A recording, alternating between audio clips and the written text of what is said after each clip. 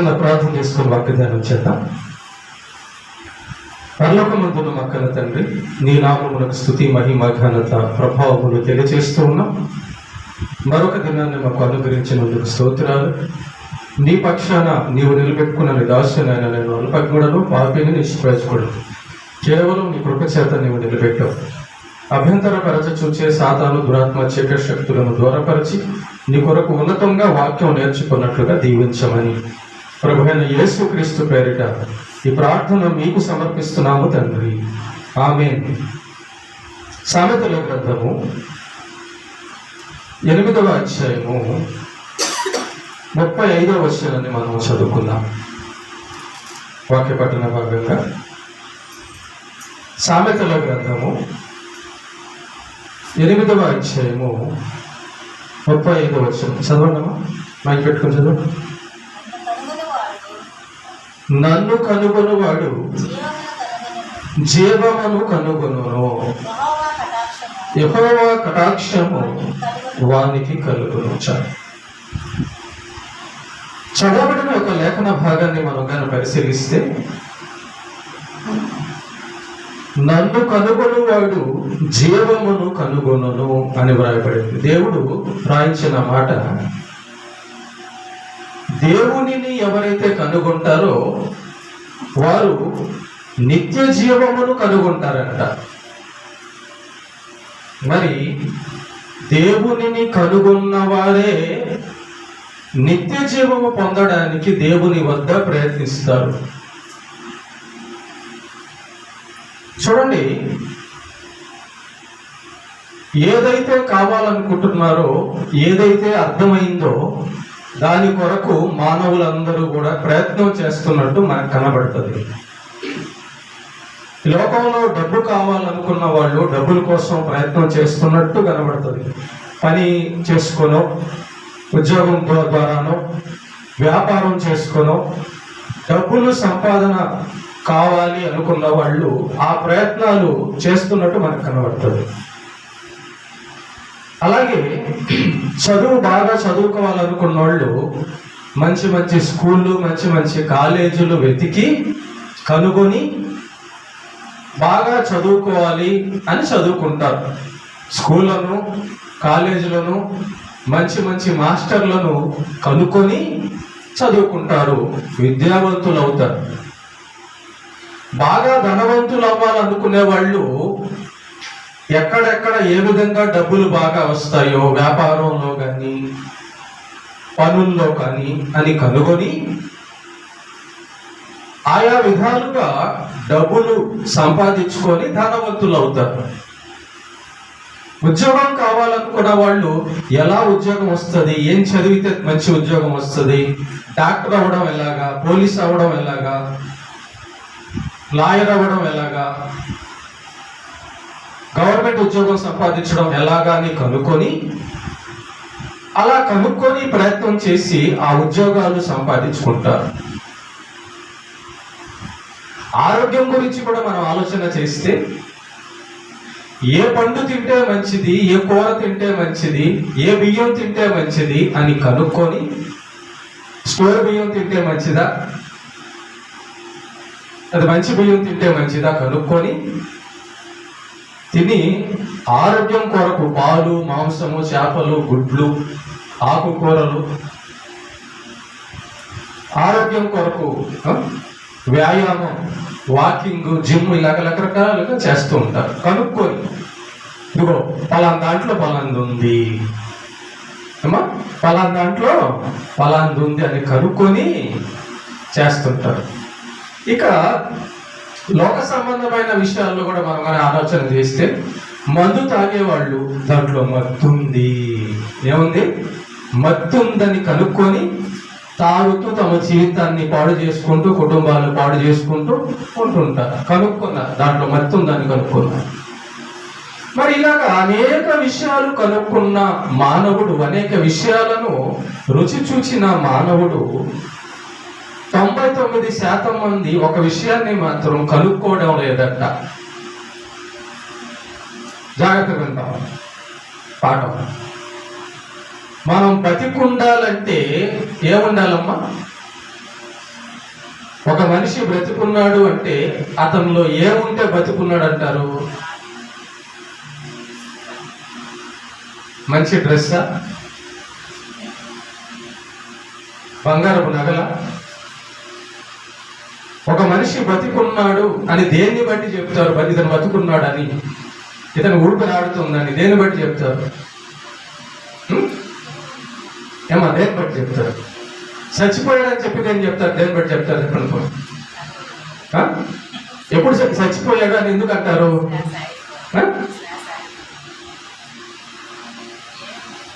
ప్రాణం పోతే, అంతేగా? అంతేనా కదా? ఒక మనిషి చనిపోయాడు అంటే ప్రాణం పోయింది. డాక్టర్ దగ్గరికి వెళ్తే ఏమంటారు? ప్రాణం పోయిందయ్యా అంటారు. అంతేనా? ప్రాణం పోతే ఒక మనిషి చనిపోయినట్టుగా లెక్క. ఓకేనా? ఆ ప్రాణాన్ని జీవము కూడా అనవచ్చు. జీవం పోయింది. జీవులము అంటే జీవించేవారము అని అర్థం. జీవం పోయిందయ్యా అంటారు, ప్రాణం పోయిందయ్యా అంటారు. అంటే ఒక మనిషి తినాలన్నా, కట్టుకోవాలన్నా, పనిచేయాలన్నా, మాట్లాడాలన్నా, నడవాలన్నా, ఏది చేయాలన్నా కూడా ప్రాణంతో ఉంటేనే చేయడం సాధ్యం. అంతే కదా? బతికుంటేనే చేయడం సాధ్యం. మరి ప్రపంచం అంతా ఏంటండి? దీన్ని ఎవరు కనిపెట్టడం లేదు. మనిషి చావకుండా బతికి ఉండడం ఎలా? అసలు మనిషి చావకుండా బతికి ఉండగలడా? ఈ ప్రాణం ఎక్కడ ఉంటుంది? జీవానికి మూలం ఏంటి? మనం ఎందుకు అసలు చనిపోవాలి? ఎందుకు చావు వచ్చింది? ప్రేమగా దేవుని బిడ్డలారా గుర్తుపెట్టుకోండి, వెతికితే దొరుకుతుంది. వెతకడంలో అదే సమస్య. మానవుడు వెతకడంలా, వెతికితే ఎంతో దొరకదు, దొరికింది. కానీ మానవుల్లో 99% దేనికోసం వెతుకుతున్నారంటే ఏది ముఖ్యమో ఆ ముఖ్యమైన దాన్ని పక్కన పెట్టేసి ఏది ముఖ్యం కాదో దాన్ని వెంబడిస్తున్నారు. ఇక్కడే ఉంది మాయ, ఇక్కడే ఉంది మోసం, ఇక్కడే ఉంది అజ్ఞానం. సాతాను చేసిన మోసం, సాతాను పెట్టిన అజ్ఞానం, సాతాను చేసిన మాయ. జాగ్రత్తగా ఎలాగ లోకం మోసపోతుందో చదువుకున్న వాళ్ళు కానీ, చదువు లేని వాళ్ళు కానీ, బలవంతులు కానీ, బలహీనులు కానీ, డాక్టర్లు కానీ, ఎవరైనా కానీ, ధనవంతులు కానీ, పేదోళ్ళు కానీ, చిన్నోళ్ళు కానీ, పెద్దోళ్ళు కానీ, జాగ్రత్తగా మనం మన శరీరానికి కావలసిన వాటిని ఆలోచన చేస్తున్నాము కానీ ఈ శరీరాన్ని నడిపించేటటువంటి జీవం, ఈ శరీరాన్ని నడిపించేటటువంటి ఆత్మ, దాని మీద ప్రపంచం దృష్టి పెట్టాల.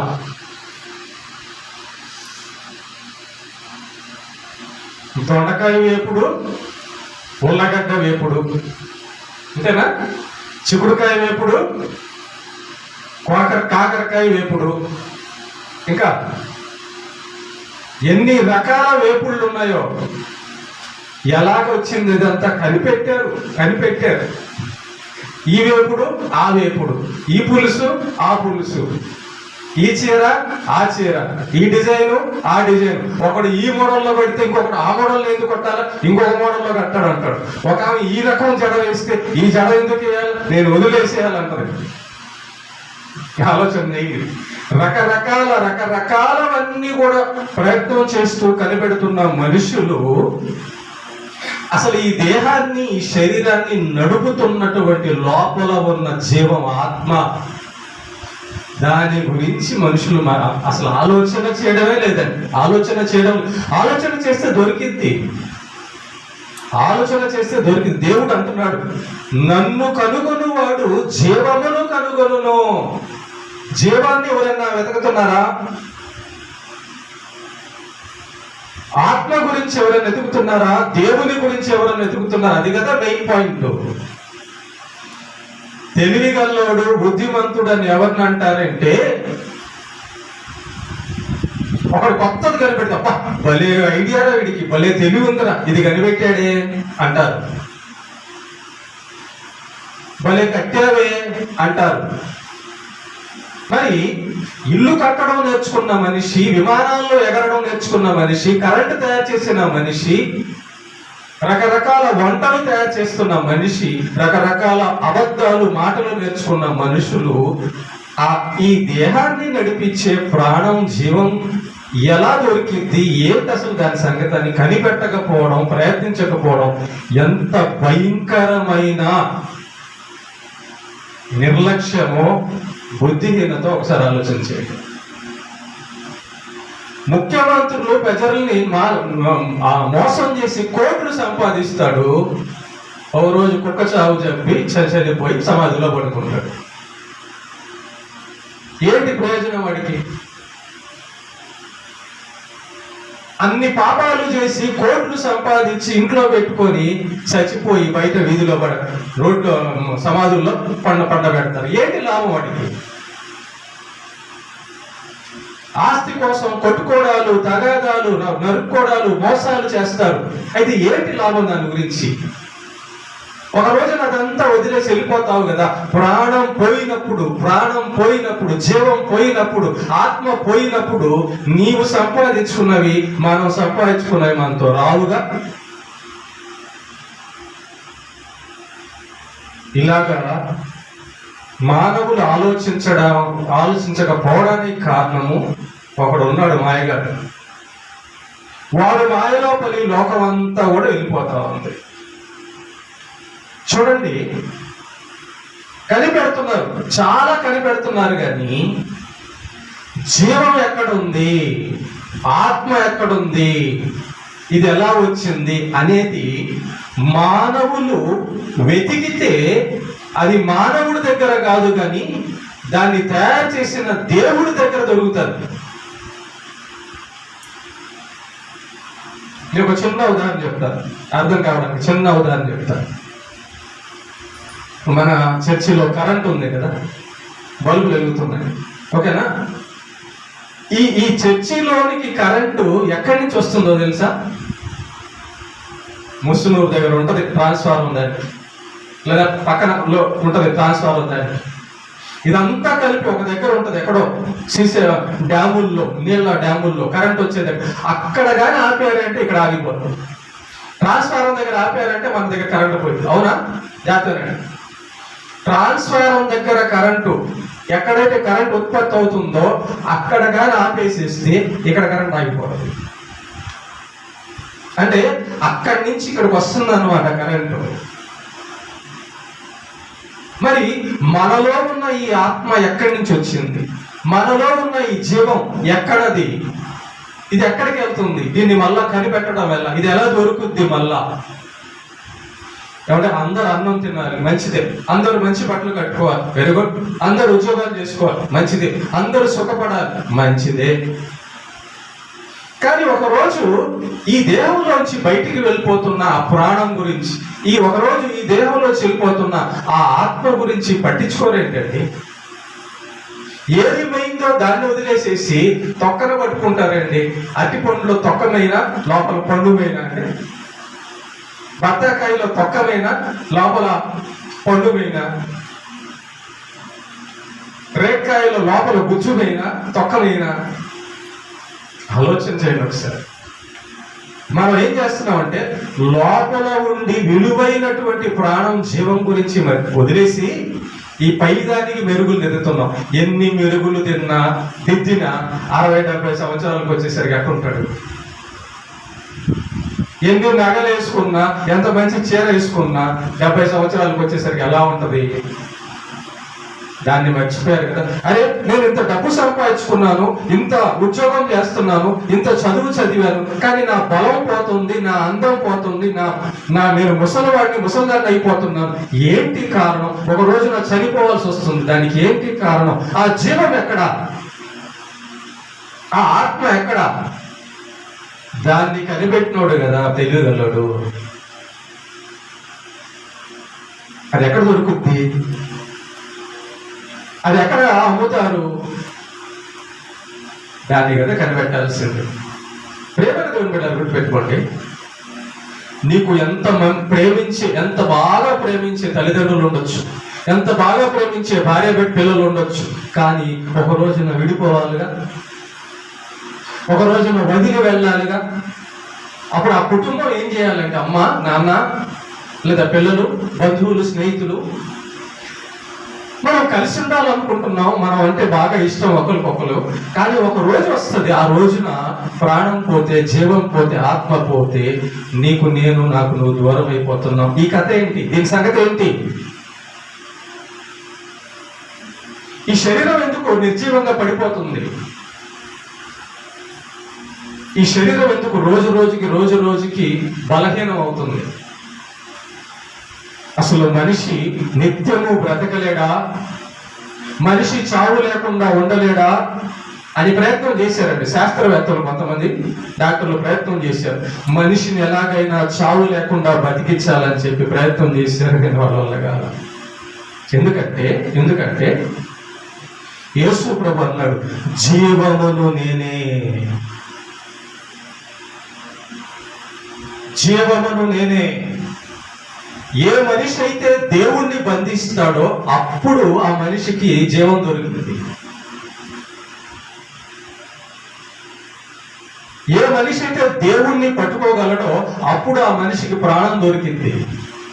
కానీ మనిషి దేవుణ్ణి పట్టుకోగలడా? మనిషి గాలిని పట్టుకోగలడా?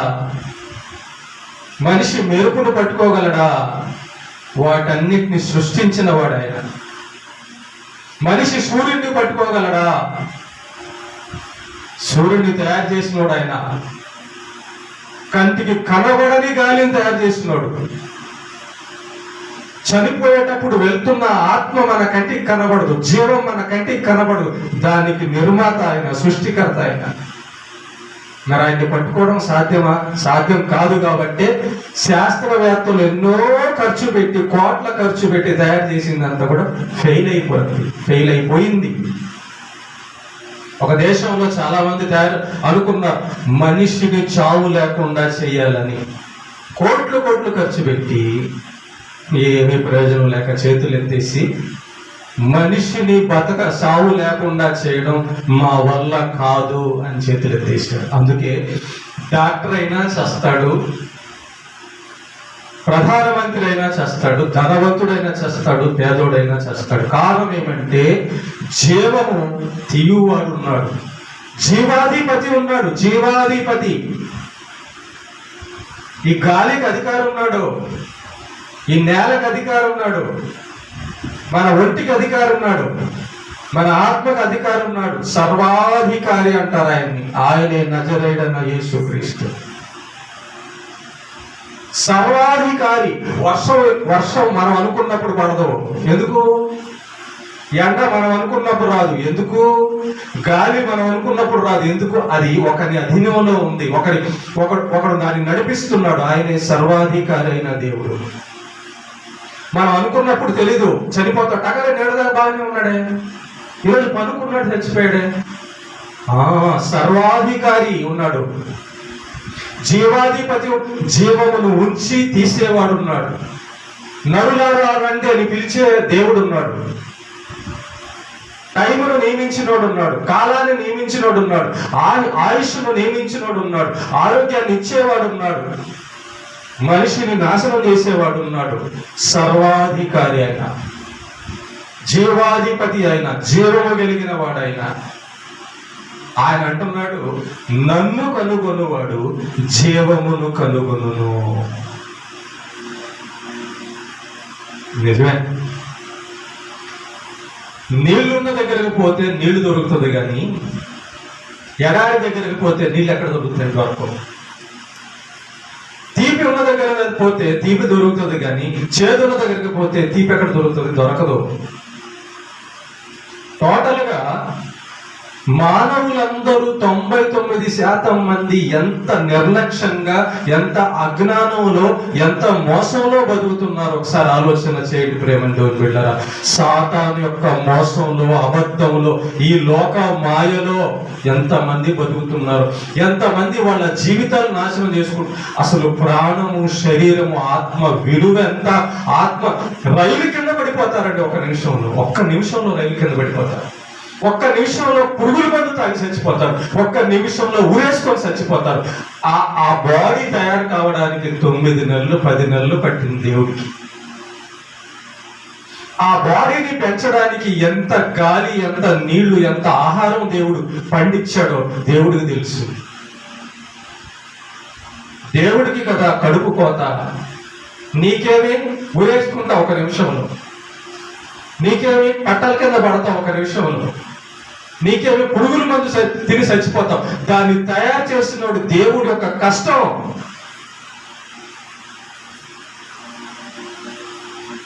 పాపం చేసి ఆత్మహత్య చేసుకుంటే నరకానికి ఆత్మ వెళ్ళిపోద్ది. దాని బాధ దేవుడికి తెలుసు. కానీ ఆయన్ని కనుక్కునే వాళ్ళు, ఆయన్ని వెతికే వాళ్ళు ఎవరు?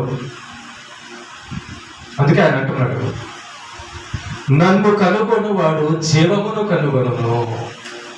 డబ్బులు ఎదుగుతున్నాం, ఆరోగ్యం ఎదుగుతున్నాం, అది ఎదుగుతున్నాం, ఇది ఎదుగుతున్నాం, మంచిదే. కానీ ఆ డబ్బు తినడానికి, ఆ అన్నం తినడానికి నువ్వు ఉండాలి కదా భూమి మీద. నువ్వు కొనుక్కున్నది కట్టుకోవడానికి నువ్వు ఉండాలి కదా. నువ్వు కట్టుకున్న ఇంట్లో ఉండడానికి నువ్వు ఉండాలి కదా. నీలో ప్రాణం ఉన్న జీవం ఉండాలి కదా. ఆ జీవం గురించి ఆలోచించవే, ఆ ప్రాణం గురించి ఆలోచించవే. ఇలా మనుషులందరూ సాతాను యొక్క మాయలో పడిపోయారు. మనం ఎప్పటికీ చావకుండా ఉంటే ఎంత బాగుంటుంది. అసలు చావకుండా ఉంటే అన్నంతో పని ఉంటుందా?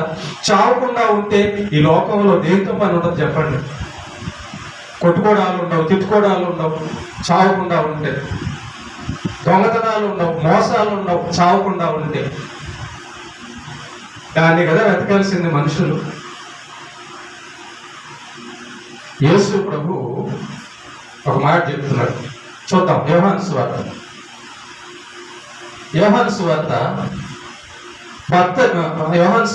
6వ అధ్యాయము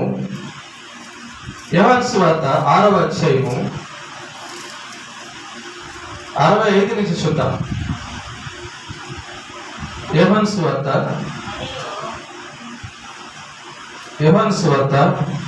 6వ అధ్యాయము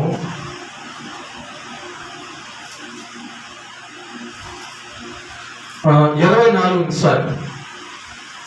6:24 చదువుదాం. కాబట్టి యేసును ఆయన శిష్యులను అక్కడ లేకపోవుట జన సమూహము చూసినప్పుడు వారు ఆ చిన్న దోణినెక్కి యేసును వెదకచు కపెర్నహూమునకు వచ్చి. జాగ్రత్త. యేసు ప్రభు ఈ లోకంలో 2000 సంవత్సరాల క్రితం ఉన్న కాలంలో ఆయన చేస్తున్న కార్యాలు ఎవడును చేయలేడు కూడా. చచ్చిపోయిన వాళ్ళు లేపుతున్నాడు. చచ్చిపోయిన వాళ్ళు లేపడం ఎవరి తరం అవుతుంది? సమాధిలో కుళ్ళిపోయిన మనిషి మాటతో చెప్పి లేపుతున్నాడు. ఎవరి తరం అవుతుంది అది? పక్షవాతం వచ్చిన వాడిని బాగు చేస్తున్నాడు, పుట్టుకుంటోడికి బాగు చేస్తున్నాడు, పుట్టుకుంటోడిని బాగు చేస్తున్నాడు. ఎవరి వల్ల అవుతుంది అది? కనుక ఎంతో మందిని చనిపోయిన వాళ్ళని లేపాడు, ఎంతో మంది అనారోగ్యస్తులను బాగు చేస్తున్నాడు. ఇదంతా ఆనాటి ప్రజలు కళ్ళతో చూస్తున్నారు. జాగ్రత్త, కళ్ళతో చూస్తున్నారు. ఎవరి చనిపోయిన వాడిని లేపుతున్న యేసు దగ్గరకు వచ్చి ఏమడగాలి?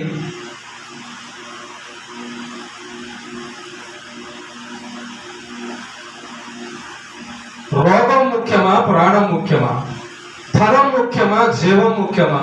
బట్టలు ముఖ్యమా, జీవం ముఖ్యమా? ఇల్లు ముఖ్యమా, జీవం ముఖ్యమా? పెళ్లి ముఖ్యమా, చదువు ముఖ్యమా, జీవం ముఖ్యమా? ఏమైందండి మానవులకి?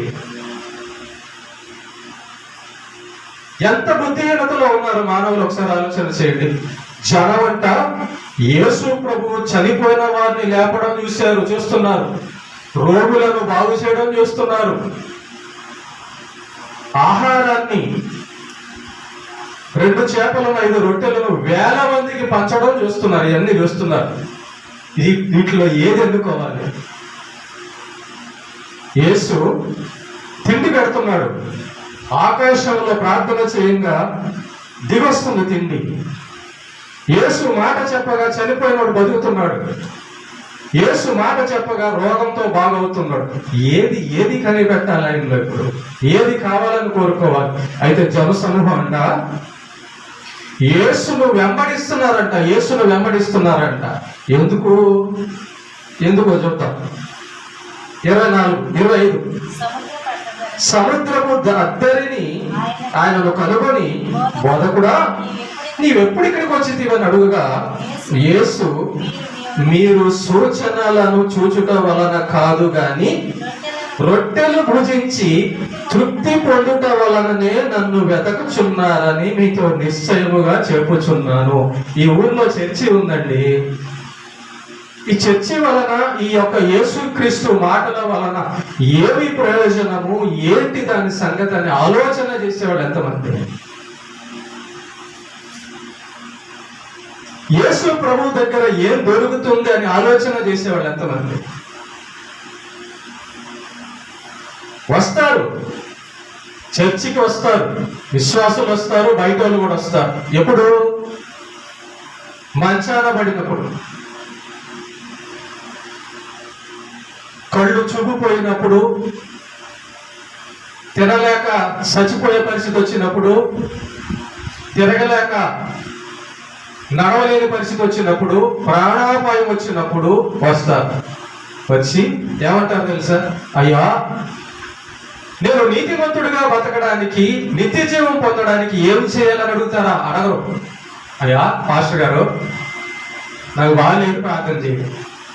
అంతేనా? ఏమమ్మా చచ్చిపోతానేమో, బాగలేదయ్యా, అంతవరకు అడుగుతారు. ప్రార్థన చేస్తాం, బాగైపోతుంది, ఇంకా చర్చి కనబడదు, దేవుడు ఇంకా కనబట్టు. ఏమంటారు దీన్ని? దేనికోసం వచ్చేవాళ్ళు అంటారు దీన్ని.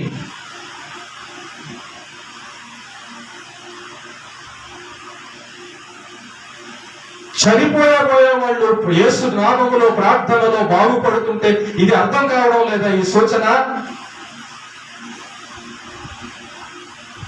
డాక్టర్ నా వల్ల కాదంటే మందిరానికి వచ్చి ప్రార్థన చేస్తే ప్రాణం నిలబడిన సంగతి, జీవం నిలబడిన సంగతి. ఈ సూచన గౌరవంలో అర్థం కాలేదా? ప్రపంచంలో అర్థం కాలేదా?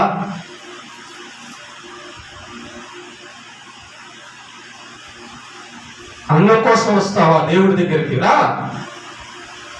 డబ్బుల కోసం వస్తావా? దేవుడి దగ్గరికి రా. ఉద్యోగం కోసం వస్తావా? ఆరోగ్యం కోసం వస్తావా? రా, మంచిదే, కానీ నువ్వు బతికుండాలిగా. నీకు ప్రాణం ఇచ్చే, జీవం ఇచ్చే ఆయన నీకు తెలియాలి కదా. యేసు ప్రభు చేస్తున్న అద్భుత కార్యాలు, సూచనలన్నీ చూస్తున్నారు అప్పటి జనాంగం. చూస్తున్నా యేసు ప్రభుని వెంబడిస్తున్నారట, యేసు ప్రభు దగ్గరికి వస్తున్నారట. ఎందుకు? ఆయన వాక్యం చెప్పిన తర్వాత ఏం చేస్తాడు? అన్నం పెడతాడు. ఏం చేస్తాడు? అన్నం పెడతాడు. ఆ అన్నం కోసం, అంటే ఆ రొట్టె కోసం, దానికోసం వస్తున్నారట యేసు ప్రభు దగ్గర. అదే అంటున్నాడు. యేసు ప్రభు దగ్గరికి వచ్చి పాప ఎంత అమాయకంగా అడుగుతున్నాడు, ప్రభువా నువ్వు ఎక్కడికి వెళ్ళావు అని అడుగుతున్నారు. అప్పుడు ఆయన అంటున్నాడు, వాళ్ళ హృదయంలో ఉన్న సంగతి. ఆయన ఏమంటున్నాడు? మీరు సూచనలు చూడడం వలన కాదు కానీ రొట్టెలు తినాలని నా దగ్గర రొట్టెలు దొరుకుతాయని వచ్చారు. యేసు ప్రభు దగ్గర రొట్టె మాత్రమే ఉందా? ఇంకేం లేదు ఆయన దగ్గర. లాజర్ని, చనిపోయిన లాజర్ని, కులిపోయిన లాజర్ని లేపినప్పుడు ఆయన దగ్గర ఏముందో కనిపెట్టలా.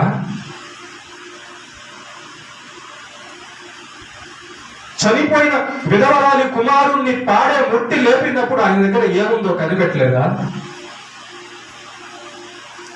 యాయేరు కుమార్తెను, చనిపోయిన యాయేరు కుమార్తెను ఆయన లేపినప్పుడు ఆయన దగ్గర ఏముందో కనిపెట్టి, అంతకంటే ఇంకేం కావాలి? సాక్ష్యం, సూచన. లాజరుని, చనిపోయిన లాజరుని లేపడం చూశారు, విధవరాలి కుమారుని లేపడం చూశారు, యాయేరు కుమార్తెను లేపడం చూశారు. కానీ యేసుప్రభు దగ్గరికి వచ్చి ఏమడుగుతున్నారు? యేసయ్యా మాకు రొట్టె ముక్క కట్టవా అంటున్నారు. ఎన్నో తింటావు రొట్టె ముక్క? ఏమనాలి అని చెప్పండి. ఇలాంటి వాళ్ళని ఏమనాలి? ఇలాగ వచ్చే వాళ్ళని ఏమనాలి? అందుకే యేసుప్రభు ఏమంటున్నాడంటే చెప్పేసాడు. కొంతమంది నిజం చెప్తున్నారు, ఇది సత్యం, బైబిల్లో ఉన్న సత్యం. నేనే బయటికి ఏమి చెప్పడం వల్ల బయటికి కూడా ఉందండి. 99% మంది దేవుడు కోసం రారు, దేవుణ్ణి కనుక్కోవడానికి రారు, దేవుడి విషయాలు తెలుసుకోవడానికి రారు. అన్నం కోసం, డబ్బుల కోసం, ఆరోగ్యం కోసం, బట్టల కోసం, ఉద్యోగం కోసం, పెళ్లి కోసం, సంతానం కోసం, దరిద్రం కోసం వస్తారు. దేవుడి కోసం రారు. మాకు ప్రాణం నిలబెట్టిన యేసయ్య కావాలి, జీవాది. ఆయన్ని కనుక్కున్నాం, మేము ఆయన కనుక్కున్నాం. ఏమంటే నువ్వు చనిపోయేవాడిని బతికించినప్పుడు ఆయనలో ఏముందో కనుక్కోవాలి. అది కనుక్కొని రావాలి కదా ప్రతి ఆదివారం.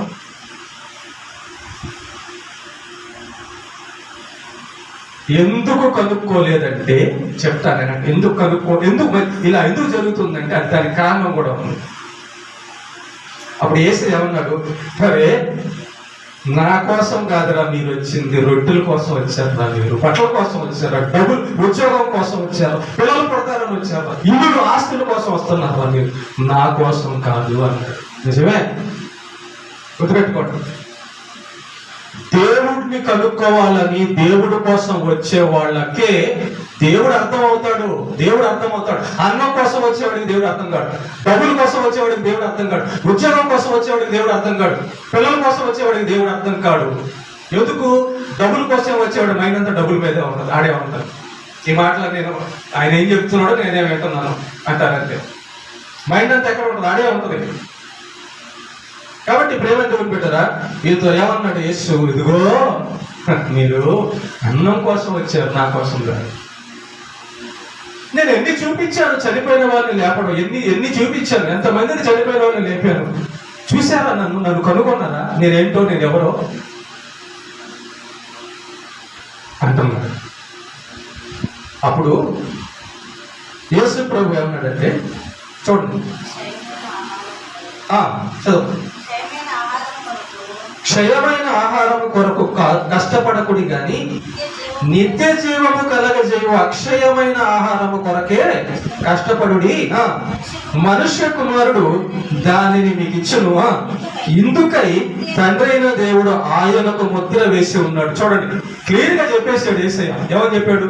మరి పిచ్చోళ్ళారా, నేను పరలోకం నుంచి ఇక్కడికి వచ్చిందే నిత్య జీవం ఇవ్వడానికి, మనుషులకు మరణం లేకుండా మరణం లేని లోకాన్ని ఇవ్వడానికి వచ్చాను రా అని చెప్తుంటే వీళ్ళు రొట్టెల కోసం, డబ్బుల కోసం పరిగెత్తరా. నేను పరలోకం నుంచి దిగి వచ్చిందే నిత్య జీవం ఇవ్వడానికి, నేను పరలోకం నుంచి దిగి వచ్చిందే పరలోకం ఇవ్వడానికి అని చెప్పి యేసు ప్రభు చెబుతుంటే, అయ్యా మాకు రొట్టె పెట్టవా, మాకు కూర పెట్టవా, మాకు డబ్బులు ఇవ్వ అంటున్నా. ఇలా అని యేసు ప్రభు అనేసరికి, నేను చెప్పినట్టుగా మీరు బతకాలనేసరికి బాధ వచ్చేసింది. మా నోర్లు కట్టుకొని మేము అబద్ధం చెప్పకుండా కట్టుకోవాలా, మేము మందు షాపుకి వెళ్ళకుండా మా కాళ్ళు కట్టుకోవాలా, మేము తప్పులు చేయకుండా మా చేతులు కట్టుకోవాలా? మా వల్ల కాదు, ఇది మేము చేయలేం, మాకు నువ్వు వద్దు, మేము వెళ్ళిపోతున్నామని చల్లగా వెళ్ళిపోయారు అందరూ. ఆయన వద్దంట. ఎవడు కావాలంట? మందు షాపు కావాలంట. ఎవడు కావాలంట? డబ్బు కావాలంట. చూసారా? ఆయన ఎవరో, ఆయన వద్ద ఏముందో కనుగొనలేని అజ్ఞాన మనుషులు. బుద్ధిహీన మనుషులు, భక్తిహీన మనుషులు, దేవుడి గురించి తెలియలేని మనుషులు యేసు ప్రభు దగ్గరకు వచ్చి అన్నం దొరకలేదని, డబ్బు దొరకలేదు, అసలు ఎందుకు ఇవ్వాలి అలాంటోడు? ఎందుకు ఇవ్వాలి అసలు? దేవుడు అంటే నమ్మకం లేని వాడికి, దేవుడు అంటే గౌరవం లేని వాడికి, నీతిగా బతకాలని ఉండని వాడికి ఎందుకు అన్నం పెట్టాలి? ఎందుకు బతికించాలి? ఏమన్నారంటే, ఇది మా వల్ల కాదు, మేము నీ దగ్గరికి అన్నం కోసం డబ్బుల కోసం వచ్చాం, ఇస్తావా ఇవ్వు, లేదంటే వెళ్ళిపోతాం. యేసుప్రభు అన్నాడు, నేను ఎవరు అన్నాడు. అయితే వెళ్ళిపోతున్నాం, పోండి అన్నాడు. పోండి అన్నాడు. తర్వాత ఏం జరిగిందంటే, అదే యోహాను సువార్త 65వ అధ్యాయం చూడండి, అదే 6వ అధ్యాయము 65వ వచనం చూడడం ఒకసారి. 66 నుంచి చదువుదాం. అప్పటి నుండి ఆయన శిష్యులలో అనేకులు వెనుక తీసి మరి ఎన్నడూ ఆయనను వెంబడింపలేదు. చూడండి, చచ్చిపోయేది లేపేది చూశారు, చచ్చిపోయిన వాళ్ళని లేపడం చూశారు, అద్భుత కార్యాలు చూశారు, సూచనలు ఎన్నో చూశారు. కానీ నీతిగా బతకండ్రా, నన్ను నమ్ముకోండ్రా, పరలోకం రండిరా, నిత్య జీవం కోసం రండిరా అంటే ఇది మా వల్ల కాదు. నీతిగా బతకడం మా వల్ల కాదు, మా వల్ల కాదు కాదు, మాకు ఇష్టం లేదు, మాకు ఇష్టం లేదు. ఏది ఇష్టం? అబద్ధాలంటే ఇష్టం. ఏదంటే ఇష్టం? బూతులంటే ఇష్టం. డబ్బులు ఇస్తాను రా, మంచిగా మాట్లాడమంటే మాట్లాడరు, కానీ డబ్బులు ఇవ్వకపోయినా బూతులు పెడతారు. అవునా కదా? డబ్బులు ఇస్తాను, 4 మంచి మాటలు దేవుడి గురించి మాట్లాడమంటే అవి కూడా మాట్లాడతారు. అదే బూతులు మాట్లాడడం అంటే డబ్బులు ఇవ్వకపోయినా ఊరికే తిట్టేస్తున్నారు బూతులు. ఇదంతా చూసినప్పుడు యేసు ప్రభు చెప్పిన మాటకి వాళ్ళకి హృదయం అంటే ఏమనిపించింది? మాకి నీతి మాటలు, మాకి పరలోకం, ఈ విషయాలన్నీ మాకు వద్దు అని చాలా మంది వెళ్ళిపోయారు. యేసు ప్రభు దగ్గర నుంచి ఎందుకు వెళ్ళిపోయారు? ఆ గుడ్డోళ్ళకి ఆయన ఎవడో కనబడితేగా, ఆ బుద్ధిహీనులకి ఆయన ఎవడో తెలిస్తేగా, ఆ సాతాను యొక్క సంబంధులకి ఆయన ఎవరో అర్థమైతే, ఆయన దగ్గర ఏముందో అర్థమైతే అది అడిగేవాళ్ళు, అది పొందుకునేవాళ్ళు. వెళ్ళిపోయారంట, చాలా మంది వెళ్ళిపోయారంట. వెళ్ళిపోతే ఏం జరిగింది? 67వ వచనం. కాబట్టి యేసు మీరు కూడా వెళ్ళిపోవాలనని ఉన్నారా అని 12 మందిని అడుగగా, సీమోను పేతురు, ప్రభువా ఎవరి వద్దకు వెళ్ళుదుము? నీవే నిత్య జీవపు మాటలు గలవాడవు, నీవే దేవుని పరిశుద్ధుడవని మేము విశ్వసించి ఎరిగి ఉన్నాము. 12 మంది మిగిలారు, మిగతా జనం అంతా జంపు. యేసు ప్రభు అన్నం పెట్టను, డబ్బులు ఇవ్వను, ఆరోగ్యం ఇవ్వను అనేసరికి జంపు. చాలా మందిలో మేము కూడా అప్పుడప్పుడు గమనిస్తుంటాం, వస్తారు ప్రార్థన కోసం వస్తారు, అమ్మా చర్చి మానకుండా రామ్మ అంటే చాలు, వాళ్ళ మొహంలో ఏదో నరకానికి వెళ్ళిపోయినట్టుగా ఫీలింగ్ పెడతారు.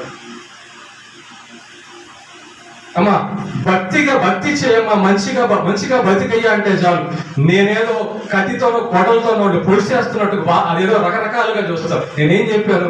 చర్చికి మానకుండా రామ్మా అంట, దేవుడు సన్నిధికి రాయ్యా అంట. అది ఎలా అనిపిస్తుందంట? చాలా కష్టంగా అనిపిస్తుందంట, చాలా కష్టంగా అనిపిస్తుందంట. యేసు ప్రభు పక్కన 12 మంది శిష్యులు ఉన్నారు. వాళ్ళని అడిగాడు యేసు ప్రభు, ఏం శిష్యులు, ఏం నీ సంగతి? మిగతా వాళ్ళందరూ కూడా వెళ్ళిపోయారు. నేను రొట్టె ఇవ్వనన్నాను, డబ్బు ఇవ్వనన్నాను, ఆరోగ్యం ఇవ్వనన్నాను, నా మీద అలిగి నేను కాదు నేను ఇచ్చేయి దొరకలేదని వెళ్ళిపోయాడు. అంటే నా కోసం రాలా, మరి మీ సంగతి ఏంటని అడిగాడు. అప్పుడు వాళ్ళల్లో పేతురు ఏమంటున్నాడు తెలుసా? ప్రభువా మేము ఎవరి దగ్గరికి వెళ్తాము? ముఖ్యమంత్రి దగ్గరికి వెళ్తే నా ప్రాణం ఏమన్నా పోకుండా కాపాడగలడా? ప్రధానమంత్రి దగ్గరికి వెళ్తే నేను చావకుండా ఆపగలడా? పోలీస్ దగ్గరికి వెళ్తే నన్ను శాశ్వతంగా బతికించగలడా? డాక్టర్ దగ్గరికి వెళ్తే ఆయన శాశ్వతంగా ఏమైనా బతుకుంటాడా? ఎవరి దగ్గరికి వెళ్ళాలి? నేను చావకుండా ఉండాలంటే ఎవరి దగ్గరికి వెళ్ళాలి? ఈ భూమి మీద నా ప్రాణం పోకుండా ఆపగలిగే మనిషి అంటూ లేడు. ఈ భూమి మీద ఎక్కడైనా కూడా మనిషికి జీవాన్ని ఇచ్చే వాడవు నీవే, అది నేను తెలుసుకున్నానయ్యా అన్నాడు. నీవు నిత్య జీవము కలిగిన వాడవు, నిత్యము జీవం ఇచ్చేవాడవని విశ్వసించి ఎరిగి ఉన్నాను ప్రభువా నీ దగ్గరే అంటున్నాడు.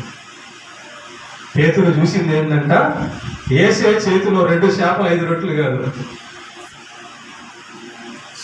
పేతురు చూసింది యేసయ్య రోగాలు బాగు చేయడం ఒకటే కాదు. పేతురు ఏం చూశాడంటే, అరే చచ్చిపోయినోడు నేను లేపుతున్నాడే, కుళ్ళిపోయి శవమైపోయి మట్టిలో కలిసిపోయినోడిని ఈయన లేపుతున్నాడు. ఎవరు జీవాధిపతి, మనిషిని నిర్మించేటటువంటి నిత్య జీవం ఇచ్చేవాడు ఈయనే, నువ్వే నేను కనుక్కున్నాను అంటున్నాడు పేతురు. అదే మాట మేము ఎరిగి ఉన్నాము, తెలుసుకున్నావా? అదే పాయింట్ ఈరోజు. దేవుణ్ణి కనుగొన్నవాడు నిత్య జీవం కనుగొంటాడట. యేసయ్య దగ్గర ఏముందో కనుక్కున్నవాడు తప్ప ఇక పరలోకానికి ఎవడు రాడు. చర్చికి వస్తారు, మళ్ళా చెప్తున్నా, చర్చికి వచ్చిన వాళ్ళందరూ పరలోకం రారమ్మా. అప్పుడప్పుడు పండక్కో, క్రిస్మస్కో, జనవరికో చీరలు ఇస్తారని, బట్టలు ఇస్తారని, అదని ఇదని బాగలేదని అప్పుడప్పుడు వస్తుంటారు. చూసావా? ఎవరి కోసం వస్తున్నారు వాళ్ళు? ఏసే ఎప్పుడు రోజు ఉంటాడు కదా చర్చిలో. కాబట్టి ఆలోచన చేయండి, ముగిస్తున్నా నేను. ఏం కనుక్కున్నాం మనం? ఏది మనకు ముఖ్యం? నన్ను కనుగొనువాడు జీవమును కనుగొనును. మనం చావు లేకుండా బతుకుండాలంటే, అరే నాలో శరీరం ఉంది, ఈ శరీరం నుంచి ప్రాణం వెళ్ళకుండా నిత్యం బతుకుండాలంటే ఎలాంటి ఏర్పాట్లు ఉన్నాయి, ఏంటి దాని సంగతులను ఆలోచించాలి. పేతురు ఎరిగాడంట, విశ్వసించి. ఇందాక నేను చెప్పాను, ఎందుకు వీళ్ళకి అర్థం కాలేదంటే నమ్మరు. యేసు ప్రభువే సృష్టికర్త అని నమ్మరు, యేసు ప్రభువే జీవాధిపతి అని నమ్మరు. యేసు ప్రభు వలననే మన పాపపు జీవితం పోయి పరిశుద్ధత వచ్చి పరలోకం వస్తుందని నమ్మరు. అసలు పరలోకం ఉందని నమ్మరు, నరకం ఉందని నమ్మరు. ఏం నమ్ముతారంటే, ఒక రాయి వేద్దాం, బాగైతే బాగైందని అది వెళ్ళిపోతాం. బాగైందా? వందనాలు పాస్టర్ గారు, అంతే. ఇక కనపడ్డాడు పిలిచినా కనపడ్డాడు. చెప్పేవాడికి ఒకటికి, ఒరే కొత్త బండిగా బాగా తోలురా నాయన, నేను కూడా కొనలా అలాంటి బండి అని అంటే ఏం చేశాడు? ఫుల్గా తాగి రైస్ చేశాడు. అంతే, ఏడగడ పగిలిపోయి, బండి పగిలింది, వాడికి కూడా పగిలింది. తింటేగా వినరు. ఎందుకంటారు? వినరు. ఆ బండిని మళ్ళీ నేనే తేవాల్సి వచ్చింది పోయి. కాబట్టి ప్రేమ అనేది ఉండాలి, గుర్తుపెట్టుకోండి. యేసయ్య దగ్గర ఏముందో కనుక్కునేవాడు ధన్యుడు, కనుగొన్నవాడు ధన్యుడు. అందుకే పేతురు అంటాడు, మా దగ్గర వెండి బంగారములు లేవు, మేమేం కలిగి ఉన్నాం? యేసు నామము కలిగి ఉన్నాం. యేసు నామం అంత గొప్పదా? నిత్య జీవం ఇచ్చేది, మంచి బతుకిచ్చేది, మంచోడుగా మార్చేది, పరలోకం మారిచ్చేది, జీవం ఇచ్చేది, శక్తి ఇచ్చేది, ఏ కార్యమైనా చేయగలిగిన శక్తి ఇచ్చేది యేసు నామం. యేసు అంటున్నాడు, నన్ను కనుగొనండి రా బాబు, నా దగ్గర ఏముందో అది తెలుసుకోండి రా. బయట నువ్వు ఎంత తిరిగినా, ఎంత చదువుకున్నా, ఒక రోజు నీ టైం అయిపోద్ది నీ పని. కాబట్టి నిత్య జీవం ఉంది. కొద్ది బతుకున్నప్పుడు శాశ్వతమైన బతికెందుకు లేదు? మనిషి ఉన్నప్పుడు నిర్మించిన దేవుడు ఎందుకు లేడు? జీవం ఉన్నప్పుడు దాని అధిపతి ఎందుకు లేడు? ఆలోచిస్తేగా ఎంతకాడికి అది కావాలి ఇది కావాలి, అది కావాలి ఇది కావాలి. అది సంపాదించుకోవడానికి టైం అంతా అయిపోద్ది, అది అనుభవించడానికి టైం అంతా అయిపోద్ది. ఈ లోపల దేవుడి గురించి తెలియదు, రక్షణ రాదు, నరకానికి పోతారు, మనశ్శాంతి లేకుండా చనిపోతారు. కానీ క్రైస్తవుడైతే, క్రీస్తును కలిగిన వాడైతే, యేసును కలిగిన వాడైతే హాయిగా చనిపోతాడు. నేను ఇక్కడ కళ్ళు మూస్తే పరలోకంలో కళ్ళు తెరుస్తా. Clear picture clear. పేతురుకి నీవే నిత్య జీవము కలిగిన వాడవని ఎరిగి ఉన్నాము, విశ్వసించి ఎరిగి ఉన్నాము, మాకు తెలిసిపోయింది. నిత్య జీవం ఇచ్చేది నీవే, పరలోకం ఉందని, ఆ పరలోకానికి నీవే అధిపతివని, నరకం ఉందని, పాపులను అక్కడికి పంపించేవాడవు నువ్వే అని ఎరిగి ఉన్నాము.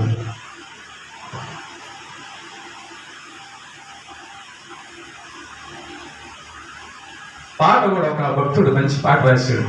ఎరిగి ఉన్నానయ్యా నీకేది అసాధ్యము కాదని, తెలుసుకున్నానయ్యా నీవెప్పుడు మేలు చేస్తావని, మాట ఇచ్చి నెరవేర్చుతావని.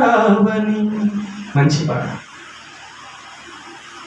మారని వాగ్దానం చేశాడు. నువ్వు నన్ను నమ్ముకుంటే నిత్య జీవం ఇస్తా, నా దగ్గరే ఉంది జీవం. ఇది కనుక్కొని భక్తి చేసేవాళ్ళు నిత్య జీవం కొరకు యేసే దగ్గరకు వస్తారు, నిత్య జీవం కొరకు ప్రయత్నం చేస్తారు. జీవం కొరకు ప్రయత్నం చేయకుండా ఎంత పౌరు కొట్టుకుంటే, ఎన్ని కేజీలు బంగారం వేసుకుంటే, ఎంత పెద్ద బిల్డింగులో ఉంటే, ఎలాంటి ఉద్యోగంలో ఉంటే ఉపయోగం ఏమైంది? ప్రాణం పోతే శవమే, ప్రాణం పోతే శవమే, ప్రాణం పోతే బయటే, ప్రాణం పోతే దుర్గంధమే, ప్రాణం పోతే అసహ్యమే, మీ ఇంట్లో వాళ్ళకే. ఆ ప్రాణం ఇచ్చేవాడు ఆయన విలువ ప్రాణం ఇచ్చేవాడు కాబట్టి తెలుసుకోవాలి. ఆయన మనకు ప్రాణం ఉంచకపోతే మనకు విలువే లేదు. కాబట్టి ఈ పాఠంలో మనం నేర్చుకున్న నీతి ఏంటంటే, సత్యం ఏంటంటే, మనిషి దేవుణ్ణి వెతికితే నిత్య జీవం కనుగొంటాడు. అన్నము డబ్బులు ఇవి కాదు. ఒక మాట చెప్పి క్లోజ్ చేస్తాను. అడవిలో పక్షులు, జంతువులు ఉన్నాయా? ఎన్ని ఎకరాలు దొరుకుతున్నాయి ఈ రోజుకి? ఏమన్నా జాంకాయలు వేసేయా? యాపిల్కాయలు వేసేయా? ఏమేమి పంటలు వేసాయి అడవిలో జంతువులు, పక్షులు వేసాయా? మరి వాటికి తింటట ఆలోచన చేయండి ఒకసారి. యేసుప్రభు అన్నాడు, ఆకాశ పక్షులను చూడుడి, అవి విత్తవు. మన ఊర్లో పక్షులు అన్ని పొలాలు ఎత్తన్నాయా? మరి వాడికి తిండి దొరుకుతుంది. ఆకాశ పక్షులను పోషిస్తున్న దేవుడు నీకు నాకు అన్నం పెట్టడా? అది కాదురా ముందు చూడాల్సింది, నిత్య జీవం చూడు. నన్ను చూడే, నాలో నిత్య జీవం ఉంది అంటున్నాడు యేసయ్య. ఓకే, పేతురులాగా మనము దేవుని కనుగొని దేవుని కొరకు వచ్చి నిత్య జీవం పొందుకోవాలి. దాన్ని పొందడానికే యేసు వచ్చాడు, దాన్ని పొందడానికే మందిరానికి రావాలి. నిత్య జీవం కొరకే మనం వచ్చామంతే. ఓకే, దేవుడు దాన్ని, యేసయ్య మనకు దాన్ని వాగ్దానం చేశాడు. నమ్మదగిన దేవుడు. ఈ మట్టి దేహంతో ఎన్ని రోజులు బాధపడతాం? నిత్య జీవ విశ్వాసంలోకి రా. ఏది ఇక్కడ శాశ్వతమో కాదు, యేసు ఒక్కడే శాశ్వతం. బంధాలు, ఆస్తులు, ఇవన్నీ కనబడేవన్నీ వెళ్ళిపోతాయి ఒకరోజు. మరి తెలుస్తుంది కదా, సూచన కనబడుతుంది కదా. ముఖ్యమంత్రి అయిన ఎన్టీఆర్ ఎక్కడ ఉన్నాడు ఇప్పుడు? ముఖ్యమంత్రి అయిన జయలలిత ఎక్కడుంది ఇప్పుడు? ప్రధానమంత్రి అయిన రాజీవ్ గాంధీ ఎక్కడ ఉన్నాడు ఇప్పుడు? వైఎస్ రాజశేఖర రెడ్డి ఎక్కడ ఉన్నాడు ఇప్పుడు? ఎక్కడే పరిగెడుతున్నాం. మన తాతలు ఎక్కడున్నారు? మన తాతలు ఎక్కడున్నారు? ఆలోచన చేయండి. కాబట్టి మంచి విషయాలు దేవుడి దగ్గర ఉన్నాయి, యేసే దగ్గరే ఉన్నాయి. ఎక్కడా లేవు. ఆయన్ని వెతికితే జీవం కలుగుకుంటాం, సంతోషం, మనశ్శాంతి కలుగుకుంటాం, అంతే చాలు. యేసే ఉన్నాడు, నా కృప నీకు చాలు, ఎనఫ్, నేను నీకు చాలు అన్నాడు. మరియమ్మ అదే తెలుసుకుంది. మరియమ్మ అదే ఆయన కాళ్ళు పట్టుకుంది, నువ్వు చాలయ్యా, నువ్వు చాలు. దేవునికి మహిమ కలుగును గాక.